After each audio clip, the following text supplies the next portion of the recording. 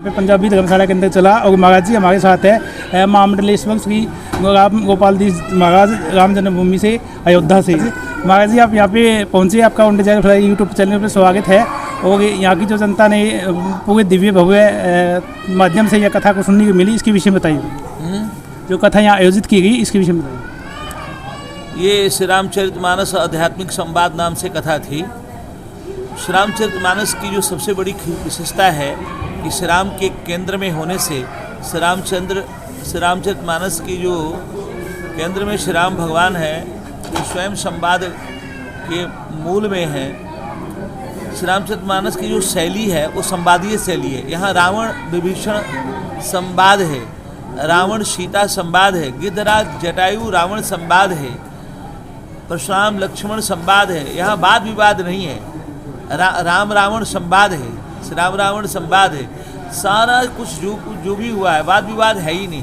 तो श्री राम को केंद्र में रखने से यह सब वाद विवाद संवाद हो जाता है।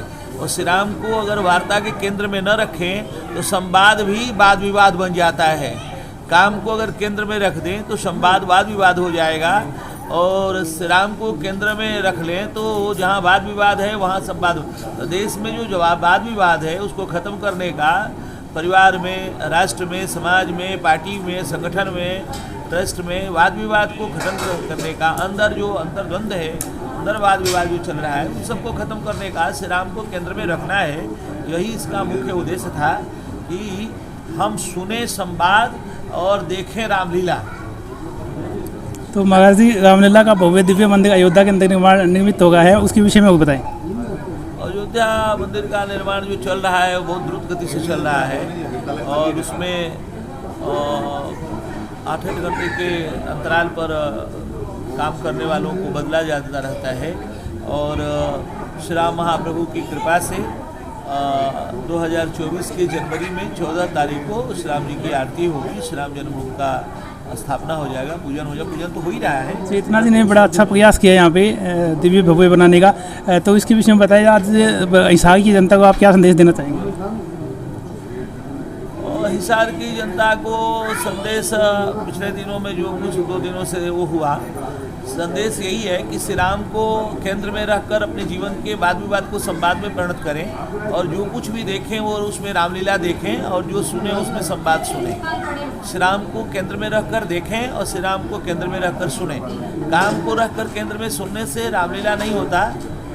जैसे आप गिद्धराज जटायु जी पंख कटवा लेते हैं रावण से सीता जी के अपहरण को रोकने में, तो उस समय कोई देख रहा होता है तो ये नहीं कहता कि जटायु लीला देख रहे हैं, रावण लीला देख रहे हैं। उस समय कहता है कि हम रामलीला देख रहे हैं।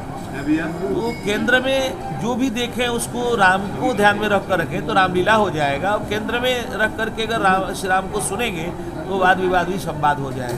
महाराज जी सभी ने बढ़ चढ़ कर भाग लिया और दिव्य भव्य बनाने में बहुत सभी ने अपना योगदान दिया। तो कृपा आपके दर्शन हुए। नित्य महाराज जी गोपाल दास जी है, उनके भी सभी आशीर्वाद मिले। ऐसे प्रवचन जो है शब्द बताइए। महाराज श्री का जो दर्शन है वहाँ पे आकर के महाराज श्री का दर्शन आप आ सकते हैं। महाराज श्री की अवस्था ज़्यादा हो गई है, और ये भी हो सकता है कि महाराज श्री यहाँ खुद ही कभी पधार दें। क्या ठाकुर जी, ऐसा भी संभव है कि महाराज श्री खुद पधार दें। महाराज जी पूर्ण स्वस्थ हैं, और महाराज जी का दर्शन श्री अयोध्या जी में सुलभ है। आप जब श्री राम जन्मभूमि के दर्शन के लिए जाएं तो वहाँ महाराज श्री का दर्शन आप कर सकते हैं। और महाराज जी का जो दर्शन है और श्री हनुमान चालीसा के पाठ करने से और श्री राम नाम जपने से श्री हनुमान जी के रूप हैं वो, उनका दर्शन आप अपनी जगह पे भी रह के कर सकते हैं। तो महाराज जी आप यहाँ पे पदार्पण आपका हुआ और हिसारी जनता गाँव में बनाने में आपने बड़ा महत्वपूर्ण भूमिका, आज 2 दिन यहाँ पे आपका सानिध्य मिला, इसके लिए आपका